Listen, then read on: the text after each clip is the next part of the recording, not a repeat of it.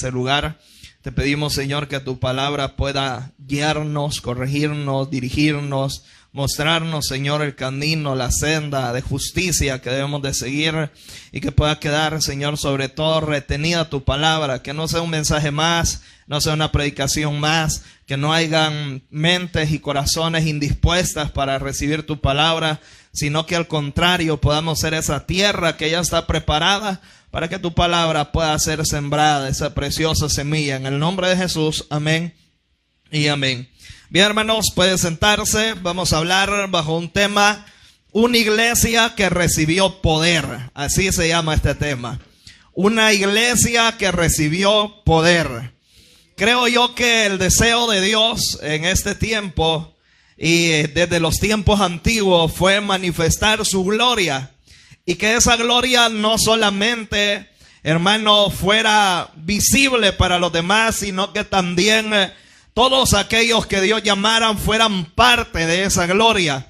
No solamente que pudieran ver que se oía una voz en el cielo, sino que también ellos mismos pudieran sentir la presencia.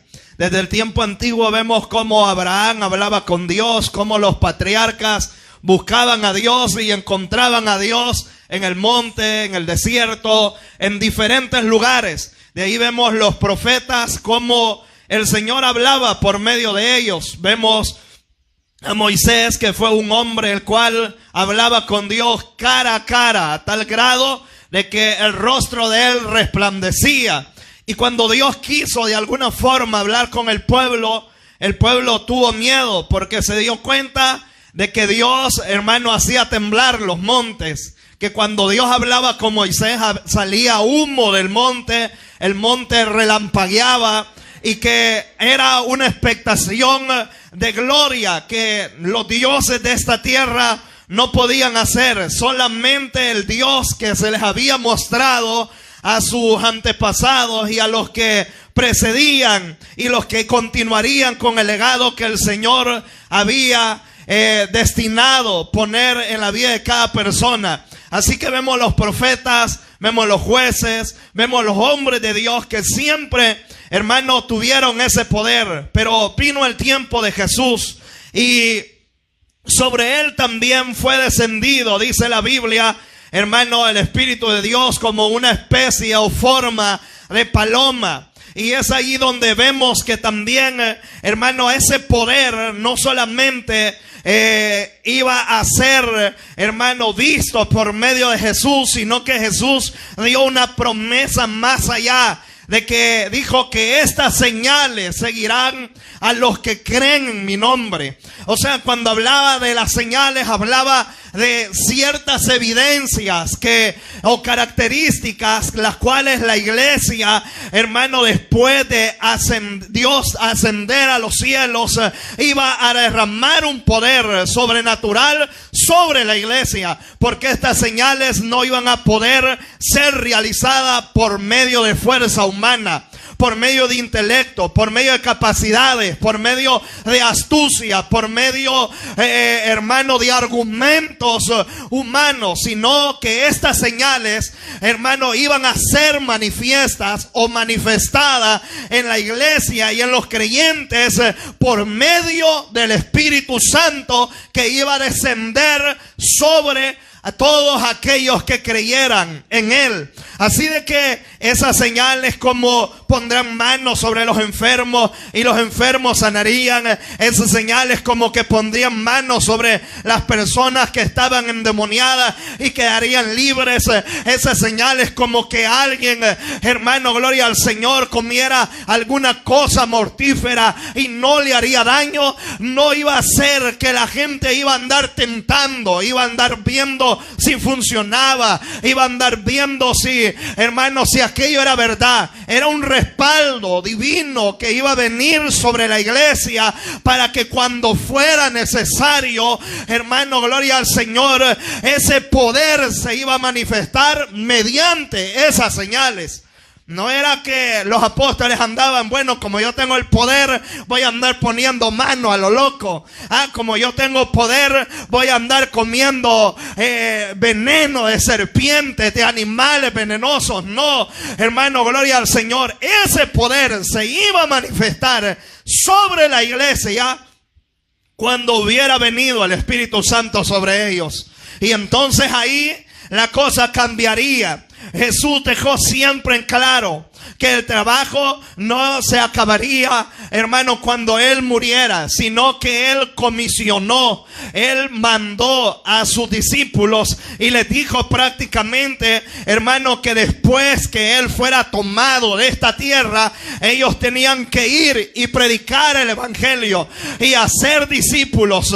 Gloria al Señor. No les habló de que tenían que convertir a la gente, que tenían que obligar a la gente. Les dijo, prediquen, hablen de la palabra, pero no solamente tenían que predicar, tenían que ser testimonios vivos con sus hechos, con sus actitudes. Hermano, oiga bien, en medio de una sociedad perversa y malévola, gloria al Señor, ellos debían de ser luz en medio de las tinieblas. Así de que, hermano, Jesús en muchas ocasiones había hablado a los discípulos que Él sería tomado. Y el miedo de ellos es que los milagros, que los prodigios, que las maravillas, que todo lo que Jesús hacía se llegara hasta ahí cuando Jesús estuviera en una cruz. Pero Jesús les da una noticia y les dice, es más que una noticia, es una promesa que Él les da a sus discípulos y les dice que no estén tristes, que no se turbe vuestro corazón, que ellos, hermano, Dios no los dejaría huérfanos, les enviaría el Consolador, el cual los guiaría a toda verdad y a toda justicia, el cual, hermano, que cuando ellos tuvieran que enfrentar tribunales o persecuciones o personas poderosas, no se preocuparan lo que iban a hablar, porque el mismo Espíritu les recordaría las enseñanzas que el mismo Jesús les había dado. Así de que Jesús siempre habló de esa promesa, que cuando Él fuera quitado de ellos, vendría el Espíritu Santo. Cuando ellos oían de que Jesús iba a morir y hablaba de la muerte, ellos de alguna forma se sentían tristes, vulnerables. Aleluya, ellos se sentían turbados, desanimados. Ellos se sentían en expectación de qué iba a pasar. Pero ese poder iba a continuar con la iglesia. Ya no iba a ser figuradamente o físicamente Jesús que caminaría con ellos. Cuando caminó por 3 años y medio con ellos, viendo milagros, ahora Jesús les cedería, les concedería el privilegio de que también ellos fueran parte de esa bendición, de recibir ese poder, y que vieran que Dios también había repartido su poder sobre ellos, aunque se los mostró cuando fueron en dos predicando, aunque les mostró su gloria cuando fueron enviados. Vieron milagros, vieron prodigios, vieron cómo la gente se convertía. Sin embargo, hermano, eso fue un momento que ellos sintieron ese respaldo glorioso, y en ellos hubo gozo, hubo alegría, hubo, hermano, una expectación, hermano, y se emocionaron porque creyeron que todo dependía exclusivamente de eso. Por eso Jesús les pone los pies sobre la tierra y les dice, no con el ánimo de desanimarlos ni de ofenderlos, sino que se preocupen que su nombre pueda estar escrito en el libro de la vida. Así de que Jesús muchas veces habló acerca de esa promesa. Y esa promesa, cuando Él hablaba de ese Consolador, de ese Espíritu, era ese Espíritu Santo, hermano, el cual vendría una vez Jesús subiera a los cielos. En el capítulo 1 del libro de los Hechos vemos la última aparición de Jesús. Jesús ya había muerto, pero se les apareció por 40 días. Hermano, gloria al Señor, a todos sus discípulos, a diferentes clases de personas, para como evidencia, hermano, y para alimentar su fe de que Él no les había mentido, ni les había fallado, de que Él sí había resucitado, que Él no había quedado en la tumba, y que a pesar que algunos habían vuelto a sus labores, a pescar, algunos a su trabajo, otros camino a Emmaus, gloria al Señor, Jesús se les aparece para decirles que tengan ánimo y que sigan esperando, porque muy pronto descenderá el Espíritu Santo sobre ellos y entonces las cosas cambiarían. Así de que en este capítulo 1, versículo 8, Jesús les vuelve a decir y les vuelve a recordar esa promesa. Yo creo que muchas veces a nosotros se nos olvidan las promesas de Dios, y Dios constantemente debe de recordarnos. Y creo yo que esas promesas, hermanos, deben de hacer algo en nosotros para poder seguir adelante y no darnos por vencidos. Porque el deseo de Jesús era que ellos esperaran en Jerusalén ese Espíritu Santo, esa promesa. Así de que este poder vendría exclusivamente cuando Jesús subiera a los cielos. Entonces vendría la promesa. En este capítulo Jesús está dando sus últimas palabras a sus discípulos para que ellos se aferren a esa promesa y sepan que la iglesia iba a recibir poder. La pregunta es, ¿por qué es importante recibir ese poder? ¿Por qué la iglesia necesitaba recibir ese poder? Posiblemente Jesús les hubiera podido decir a sus discípulos: después de mi muerte, ustedes salgan, prediquen, hagan aquí. No es necesario que se reúnan en Jerusalén y esperen que esa promesa venga sobre ustedes. Pero ¿por qué Jesús enfatiza mucho y hace hincapié, incluso en los evangelios, acerca del Espíritu Santo? Y aún en el libro de los Hechos, ¿por qué hace hincapié? Porque para él era importante que sus discípulos recibieran ese poder. Porque para Jesús era importante que la iglesia no fuera como cualquier iglesia, que tuviera un distintivo. Y el distintivo de la iglesia no iba a ser la forma en que predicaba, la forma en que se vestía, la forma en la que hablaban, sino que sobre ellos iba a haber un poder sobrenatural. Así, ¿por qué era tan importante que la iglesia recibiera ese poder? Primero, en este tiempo, ellos no eran muy conscientes, los discípulos, de qué tan grande era la tarea que Dios les había dejado. Ellos no eran conscientes, no eran tan conscientes de que la tarea, la labor que Jesús les había dejado a ellos era, hermano, una tarea grande. Porque no se trataba solo de predicarle a 2, 3, 4 o mantenerse solo en Jerusalén predicando, sino que la tarea iba hasta lo último de la tierra. Y cuando hablamos de lo último de la tierra, hermano, estamos hablando de una tarea grande que el Señor les había dejado. Y ellos no eran muy conscientes de eso. Ellos sabían que tenían que predicar. Ellos sabían de cuál era la misión que Jesús les había dicho, pero no sabían qué tan grande esa tarea era. Ellos estaban llenos de prejuicios, que tuvieron que pasar años para que ellos pudieran compartir las buenas nuevas a los gentiles. Imagínense que desde el capítulo 2 ellos tienen que llegar hasta el capítulo 10 del libro de Hechos.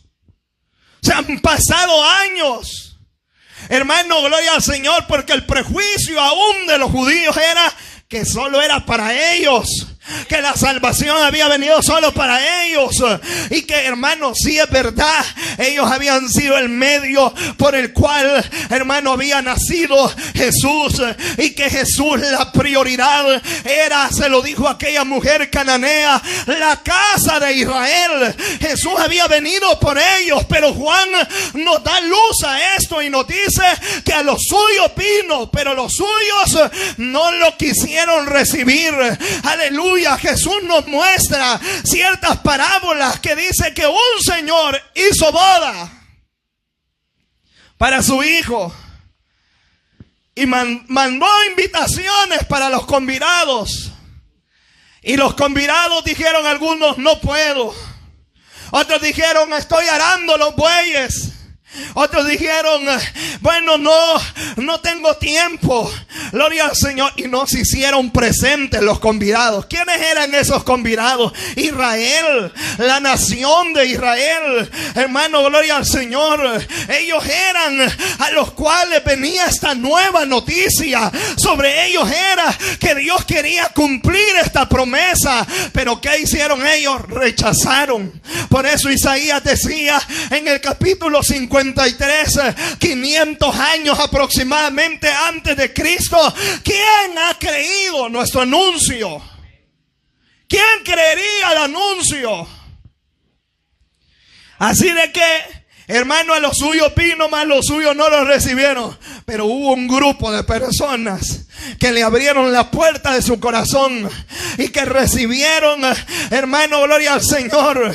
Y por eso Jesús muchas veces le dijo a los fariseos, hermano, gloria al Señor, y a los doctores de la ley, que las prostitutas, que los borrachos iban a ir delante de ellos, porque ellos sí tenían una necesidad. Los hermanos, los que creían estar sanos, ellos creían que no tenían necesidad de médico. Pero los que estaban enfermos sí sabían que necesitaban una solución, que necesitaban una medicina. Así de que Israel fue el medio, el que Dios quiso ocupar desde el principio. Desde el libro de Éxodo, Dios muestra que aparta a un pueblo, no porque sean más, porque sean buenos, porque era la mejor nación, no, sino para hacerlo diferente y que ellos fueran una luz a las demás naciones, y que las demás naciones quisieran ser como Israel y adorar al Dios de Israel. Pero ellos no entendieron el mensaje. Ellos, hermanos, tenían su corazón engruesado, tenían oídos, mas no escuchaban. Tenían los ojos buenos, mas no podían mirar que enfrente de ellos estaban los que hablaron los profetas hace mucho tiempo, que estaba su libertador, Jesús el Mesías, Emmanuel, Dios con nosotros, aquel que hablaron, gloria al Señor, que los pastorearía y que enviaría su Espíritu Santo sobre ellos. No le pudieron ver, ni conocer, ni oír, ni entender. Pero ahí se abrió una puerta para los gentiles. Y si bien es cierto, Dios ocupó a los judíos, hermano, y ellos fueron los primeros que también recibieron el poder del Espíritu Santo, pero ellos no comprendían muy bien que esto también iba a ser dado a todos los pueblos, que no iba a ser una clase de que para cierto grupo de personas, iba a ser también para aquellos que no tenían parte, hermano, que no eran parte del pacto, que no eran parte de la descendencia de Israel. Y les costó muchos años para entender a ellos que también el Espíritu Santo no solo se derramaría sobre los judíos que habían creído, sino que también en el libro de los Hechos, un hombre llamado Cornelio, hermano, manda a llamar a Pedro, hermano, y Pedro, aún con su prejuicio, ve una visión y que le dice, ve animales, y le dice, come. Y él dice, como un buen judío, no puedo comer animal inmundo. Pero el mensaje era más allá que eso. Y Dios le dice, no llames inmundo a lo que yo he santificado. Y allí mismo dice que Dios no hace acepción de personas. Y cuando Pedro ve que el Espíritu Santo, mientras él está predicando, desciende sobre Cornelio y todos los que están en la casa, él se queda sorprendido. Y en pocas palabras Pedro dice: ¿y yo qué puedo hacer pues? Si el Señor ha decidido darle también este gozo a los gentiles, aleluya, entonces ¿qué puedo hacer? Y él, cuando se presentó a los hermanos de Jerusalén, les explicó que el Espíritu Santo también había descendido sobre los gentiles. Así que ellos no se daban cuenta aún de qué tan grande era la tarea. Y esos prejuicios iban a ser quitados cuando viniera el Espíritu Santo sobre ellos. Y hubieron fricciones grandes, porque Jerusalén tuvo que establecer un concilio para hablar el tema de los gentiles y empezar a ordenar las cosas.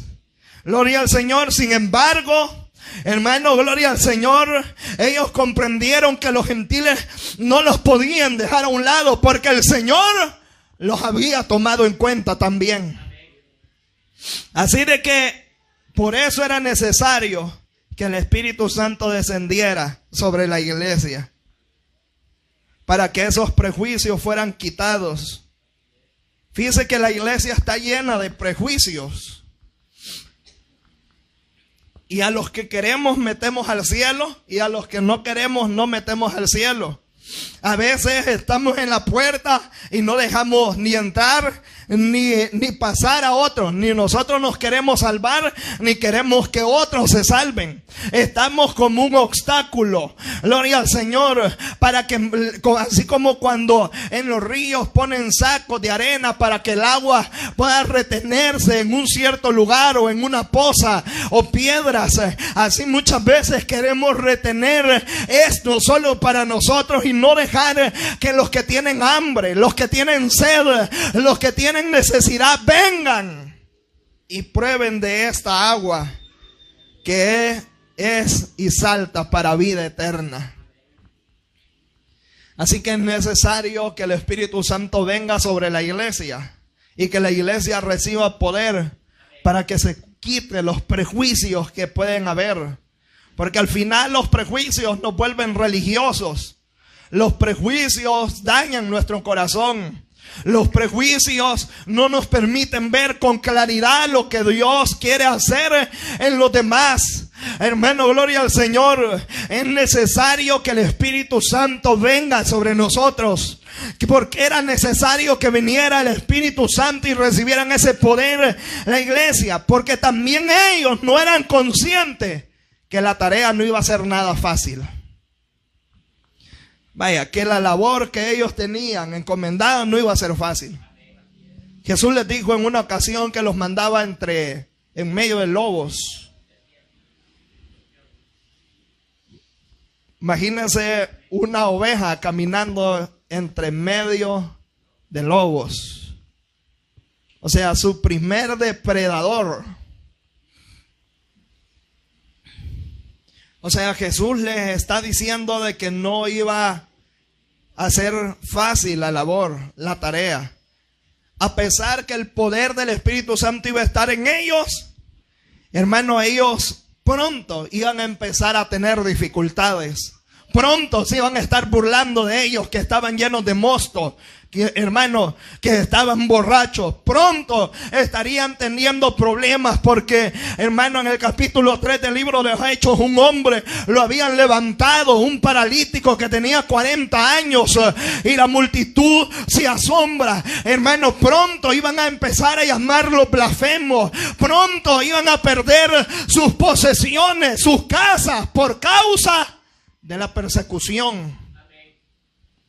O sea, ellos no eran tan conscientes de todas las dificultades o la tarea o la labor que iba a ser difícil. Pronto los iban a empezar a golpear, los iban a empezar a encarcelar. Pronto se iban a empezar a burlar de ellos. Los iban a tener que perseguir. Y vamos a ver a un Felipe en Samaria predicando por causa de la persecución. Y vamos a ver cómo la iglesia va a ser dispersa. Y cómo, hermano, el Espíritu Santo, conociendo antes de que pasara la persecución, guía a la iglesia a poner o a vender sus propiedades. Porque pronto iba a venir una persecución y muchos no iban a tener tiempo para vender sus propiedades. Iban a perderlo todo. Ellos no eran tan conscientes que la tarea que tenían era una tarea difícil. Fíjense que muchas veces nosotros no somos tan conscientes de que la tarea que tenemos la vemos bien fácil nosotros. Sin embargo, tiene complejidades. Sin embargo, esta tarea es una tarea donde vamos a tener diferentes clases de situaciones. Debido a eso, necesitaba la iglesia recibir poder, porque de lo contrario, no iban a poder resistir. De lo contrario, no hubiéramos visto a un Esteban diciendo: no le tomes en cuenta lo que esta gente hace. De lo contrario, no hubiera sido así. Esteban hubiera agarrado una piedra y con la misma que le tiraron hubiera agarrado pedrada a los fariseos. Pero vemos a un hombre que ignora prácticamente lo malo que está haciendo, le están haciendo. Gloria al Señor. Y él nada más alza sus ojos a los cielos y ve a su amado, ve a Jesús, hermano, sentado a la diestra del Padre. Y él sabe que está cerca de poder tener ese privilegio glorioso de poder estar juntamente con él y convertirse el primer mártir de la iglesia. Por eso necesitaban tener ese poder. Y no eran conscientes que la tarea era extensa y larga. Y que ellos no podían dejar a media la labor. Tenían que finalizar la tarea que Dios les había dado a cada uno. Aunque la predicación del evangelio iba a continuar y continúa hasta el día de ahora. Pero ¿sabe por qué mucha gente ha dejado a medias la tarea o la labor o el propósito que Dios les ha entregado a ellos? Es porque están faltos de poder. Porque estos hombres llegaron hasta el último día de su vida profesando y cumpliendo la tarea que se les fue encomendada. Entonces, una iglesia que recibió poder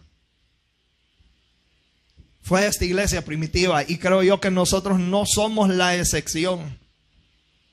En el capítulo 2 del libro de los Hechos, el Espíritu Santo vino sobre ellos, cumpliéndose la promesa que Jesús les hace en el capítulo 1, versículo 8.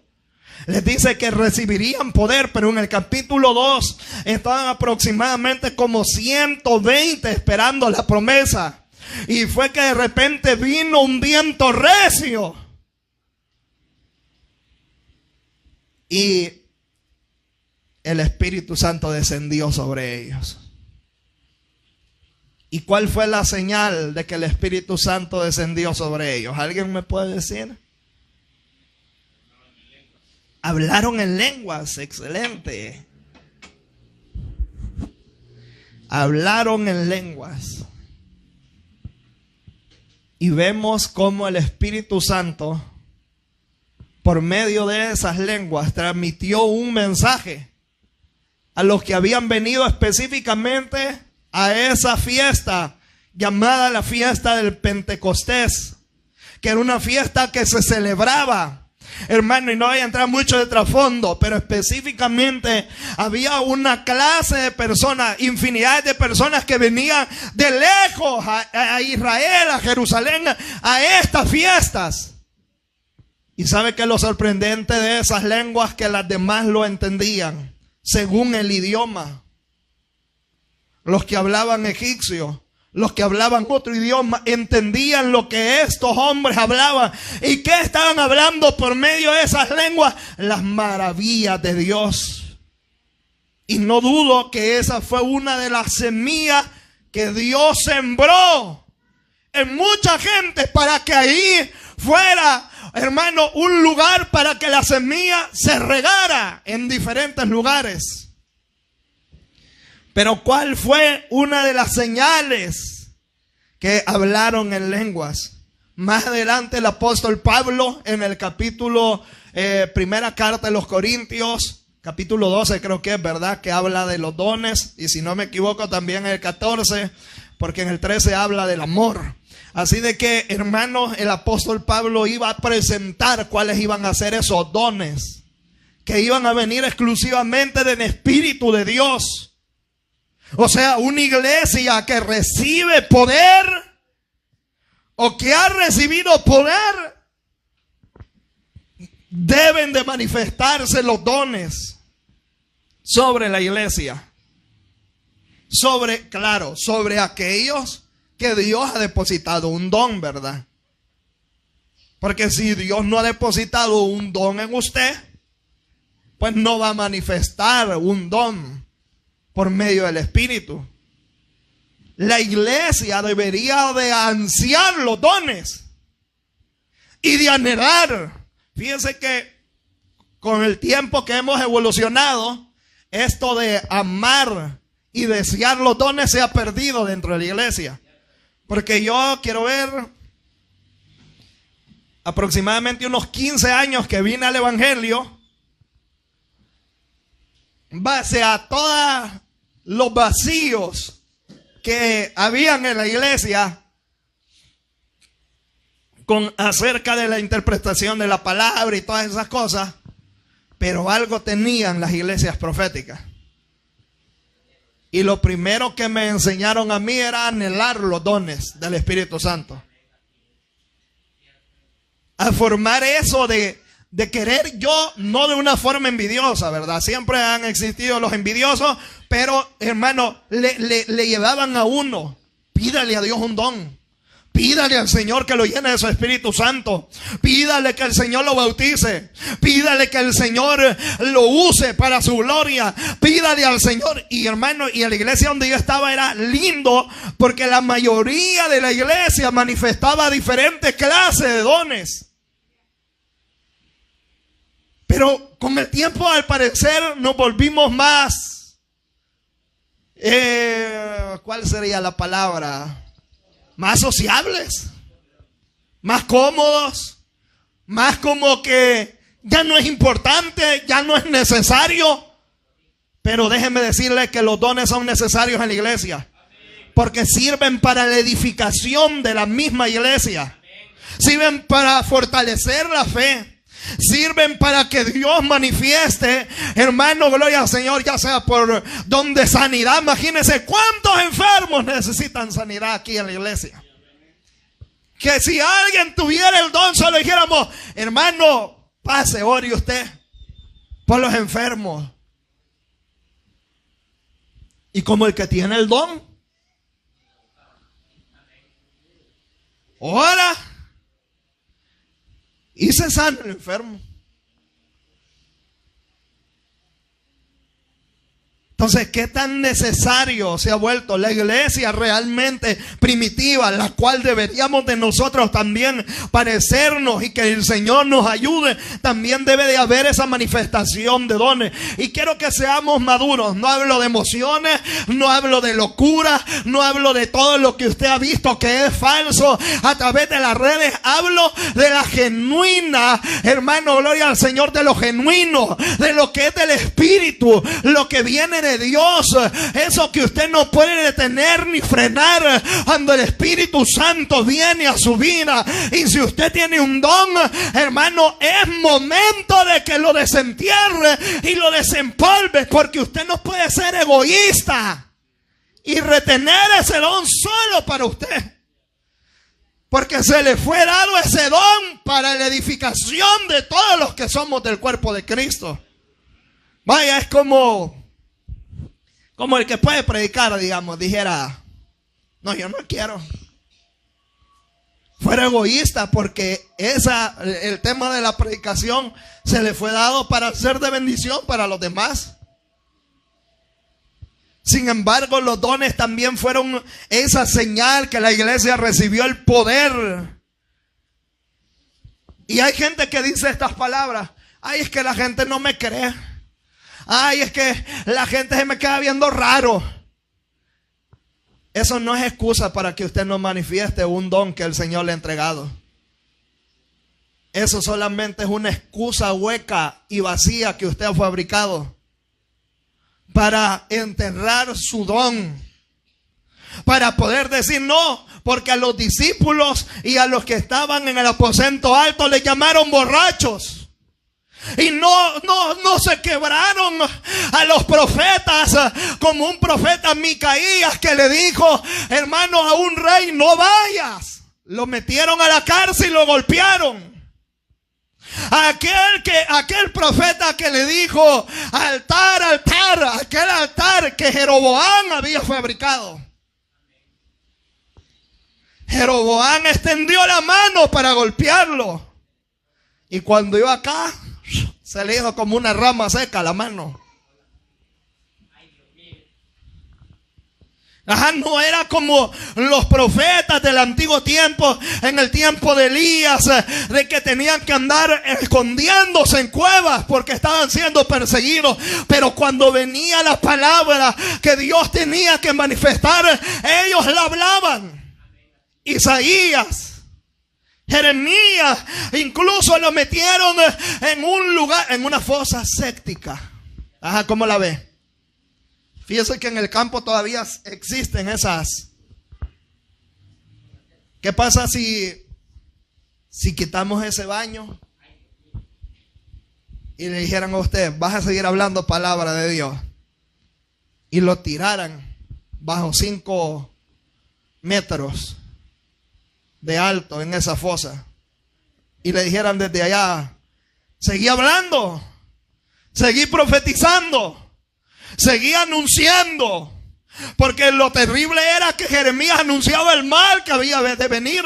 Nunca hablaba algo bonito, nunca hablaba algo de poder decir: mira, el Señor les ama, el Señor les quiere bendecir. Siempre hablaba de las consecuencias, porque el pueblo ya estaba totalmente desenfrenado a hacer el mal, y ellos siguieron hablando.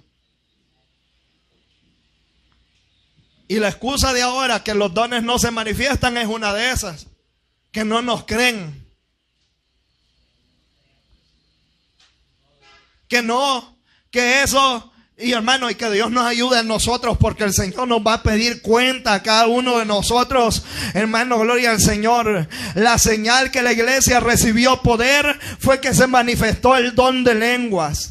Luego, más tarde, Pablo hablaría de todos esos dones, cómo Dios, hermano, impartiría, y cómo esos dones serían dados a la iglesia con la única finalidad: que el cuerpo de Cristo fuera edificado. El apóstol Pablo, en la primera carta de los Corintios, capítulo 14, versículo 12, dice: procurar abundar en dones espirituales para edificar la iglesia. La iglesia perdió eso. Ya no queremos. Y los que tenemos, ahí estamos bien cómodos. Y los que no tienen dicen: bueno, el Señor nunca me ha querido dar. Y yo sé que no es para todos, pero es que no lo hemos buscado con tal intensidad como lo buscamos cuando tenemos problemas, cuando tenemos dificultades. Porque creo yo de que Dios nos hiciera esperar. Y el propósito principal de los dones no es lucirse, es edificar la iglesia, fortalecer la fe, corregir con amor, animar al cansado. Todo don que no edifica no está siendo usado correctamente. Porque si el don, en vez de edificar, está destruyendo, no es ese su propósito. Porque muchas iglesias, y con esto termino, están ocupando para destruir a las iglesias, destruir a los matrimonios, destruir a los predicadores. Y a ver, fíjense que era bien, bueno, antes, hoy no sé si pasa, pero antes como que los que tenían dones con los predicadores como que uno decía que no le creía al que manifestaba el don. Y el otro decía que a este le gustaba el don, pero no le gustaba la palabra. Y creo yo que esas son niñerías que la iglesia entró. Que debemos de estar claros independientemente quien use el don o no lo use, o lo use para bien o lo use para mal, él va a entregar cuenta. Y si no se goza en la palabra y solo se goza en la profecía, sabemos que tal vez Dios lo puede usar, pero que esa vida nada más no va a estar fundada sobre la roca, sino sobre la arena, sobre emociones, sobre un talento. Y el talento y el don por sí mismos no es suficiente para sostener la fe de una persona. Se lo digo porque mucha gente se ha dedicado a esto durante años y al final ha terminado caída y más cruzada. Así que la iglesia que recibió poder, se manifestaron los dones. Que el Señor nos ayude a nosotros.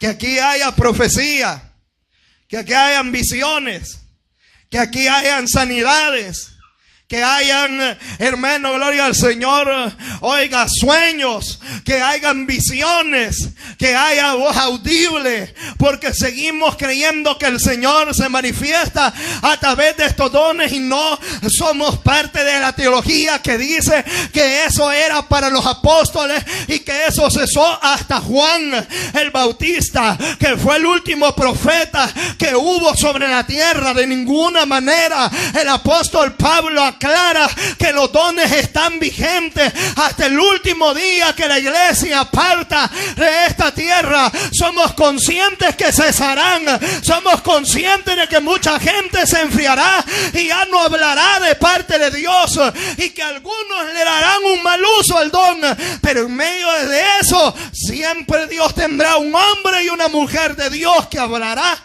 en el nombre de Él. Así que, hermanos, en este siglo XXI los dones siguen vivos. Esa es la iglesia que recibió poder.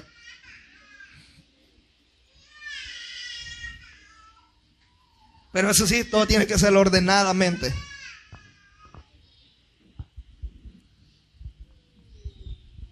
El don no le da autoridad de pasar las autoridades establecidas por Dios. Porque esa equivocación es la que muchas veces se cae. Como yo estoy bajo el Espíritu, puedo tratar a medio mundo como yo quiero. Y si se me atraviesa hasta el pastor o quien sea, también le vuelo la cabeza. No, ese no es el principio bíblico. De ninguna manera, porque hemos estado como muy equivocados.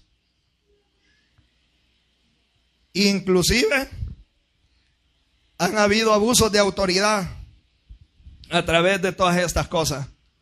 Pero ¿cuál es el punto que yo quiero resaltar acá? Que la iglesia que recibió poder debe de cuidar ese poder, esos dones. La iglesia que recibió poder, se le entregó un poder para predicar la palabra y que impactaran corazones. Capítulo 2 del libro de Hechos, del versículo 14 hasta el versículo 42, vemos a un hombre llamado Pedro, que se pone de pie y le dice a aquella multitud que está asombrada viendo que la iglesia ha recibido ese poder, y están diciendo: están borrachos estos. Pedro les dice: estos no están borrachos. Y empieza Pedro a dar su primer discurso, predicación. Vemos a un hombre llamado Pedro, que había recibido ese poder, y se puso de pie ante la multitud y en pocas palabras predicó. Pero ahora ya no era el Pedro que nosotros conocíamos. Ahora ya era un hombre que había recibido poder. Y la iglesia que recibió poder debe de mantener una doctrina bíblica. Porque el poder, porque es bonito hablar del poder y creemos que nos excluye de la palabra. Sin embargo, dice la Biblia que la iglesia caminaba en las enseñanzas de los apóstoles. O sea, en la doctrina. Pedro no predicó con emoción. Pedro lo que predicó fue pura escritura en su primer mensaje. ¿Por qué? Porque en ese capítulo 2, versículo 14 al 42, va a ver usted que Pedro cita a Joel, cita algunos salmos de David, que explica la resurrección de Cristo. No fue un discurso que motivó a la gente, sino que fue una palabra bíblica.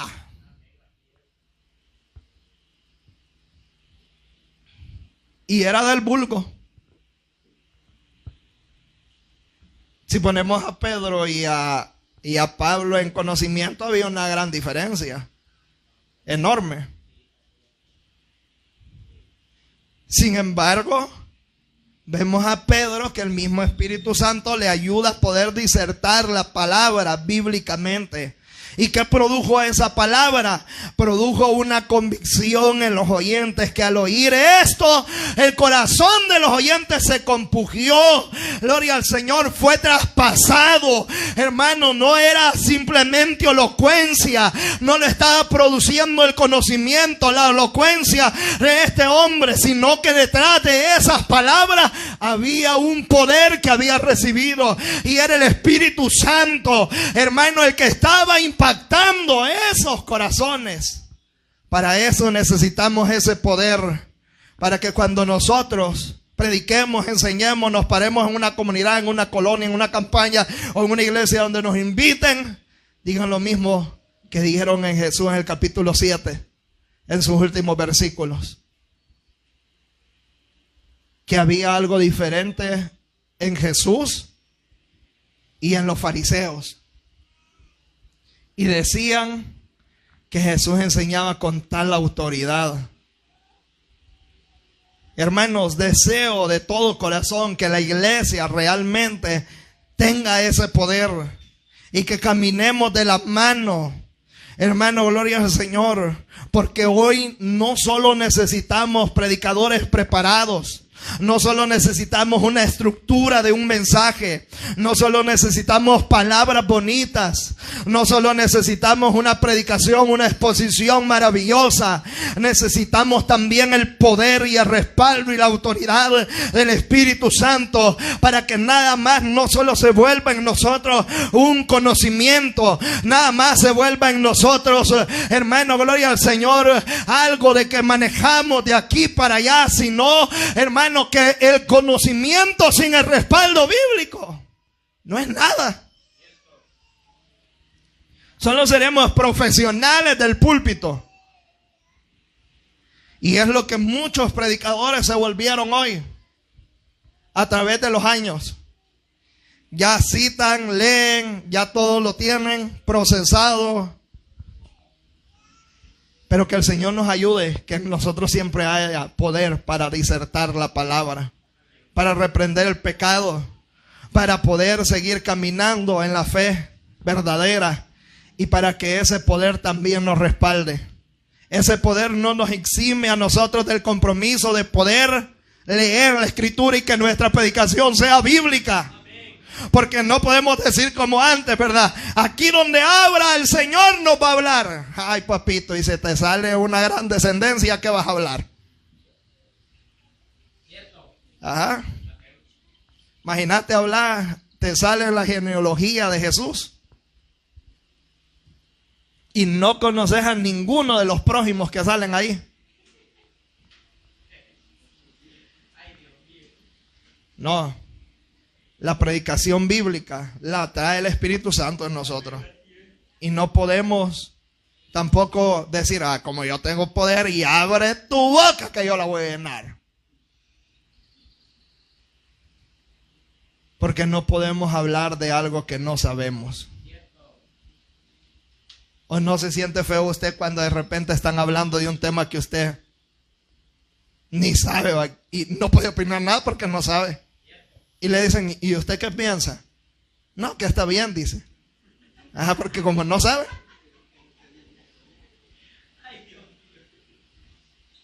Porque usan otro lenguaje, porque son más técnicos, porque tal vez son profesionales, o tal vez se han dedicado a eso, de lo que están hablando. Entonces es lo mismo, no podemos hablar de algo que no sabemos, ni afirmar de algo que no lo podemos comprobar con su palabra. Entonces la predicación bíblica dentro de la iglesia siempre fue esencial para el crecimiento espiritual de los creyentes. Es necesario, hermano, que esta mañana, hermano, recibamos ese poder, y ese poder nos va a manifestar los dones, nos va a enseñar a ser bíblicos y a tener esa unción y ese respaldo. No estoy diciendo que estudiar la Biblia es malo, no, de ninguna manera, excelente, hay que hacerlo, pero detrás de eso nunca se nos vaya a olvidar también tener el respaldo de Dios en nuestra vida. Y eso no se obtiene con saberme toda la Biblia. Eso se obtiene buscando a Dios en intimidad. Vamos a orar. Padre, gracias porque tú eres bueno. Ayúdanos, Señor, como iglesia a poder recibir ese poder. Si de alguna forma, Señor, ese poder ha menguado en nosotros, a volver, Señor. Como dijo el salmista, llena nuestra copa, Señor, que rebose. Señor, ayúdanos, Padre, porque somos una iglesia que también hemos recibido poder.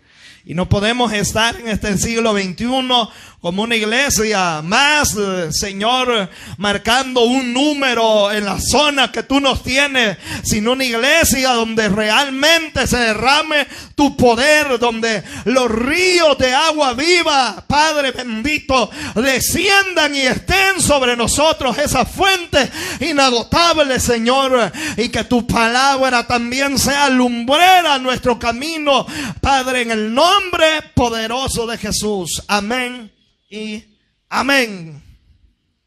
Bien, estimados, vamos a recoger las ofrendas.